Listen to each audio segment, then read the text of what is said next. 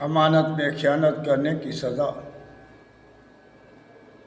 تو ہمیں جب تک امانت کو نہیں سمجھیں گے تو ظاہر ہے تو اس میں خیانت کریں گے جب سمجھ میں ہی نہیں آئے گا۔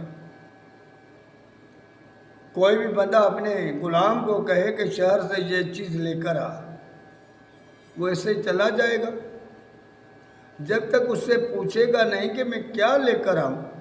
اگر وہ ایسا چلے جائے گا تو کیا لے کر آئے گا، اور مالک اس سے ناراض ہی ہوگا، اس کو سزا دے گا۔ تو ہمیں ہر حال میں اس کو سمجھنا ہے کہ امانت چیز کیا ہے۔ تو ہم ان کو وضاحت کر کے پیش کریں گے۔ آج اس کی پہلی قسط ہے کہ امانت کیا ہے۔ اللہ تعالیٰ فرماتا ہے اِنَّا عَرَضْنَا الْأَمَانَةَ عَلَى السَّمَاوَاتِ وَالْأَرْضِ وَالْجِبَالِ، میں نے امانت پیش کی آسمان، زمین اور پہاڑوں کے اوپر، لیکن ان لوگوں نے اٹھانے سے انکار کر دیا۔ اللہ ان نے سوچا سمجھا کہ اللہ ہمیں ان کی اٹھانے کی طاقت نہیں ہے،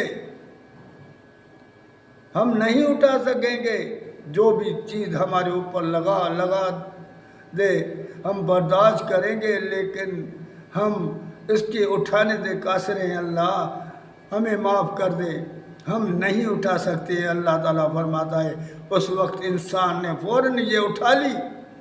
حملها الانسان انه كان ظلوما جهولا، انسان نے کہا اللہ یہ مجھے دے دے، میں اٹھاؤں گا، ظالم بھی تھا تو جاہل بھی تھا، بغیر سوچے سمجھے۔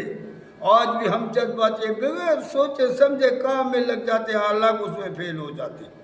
یہ وہی ہماری ہے کہ شروع سے ہم ایسے ہی ہیں کہ بغیر سوچے سمجھے کام کرتے ہیں۔ آج ہمیں دین کا کوئی پتہ نہیں ہے، کیونکہ اللہ کے رسول نے یہ فرما دیا، اس لیے آج پہلے پیش کرتے ہیں کہ امانت میں خیانت کرنے کی سزا۔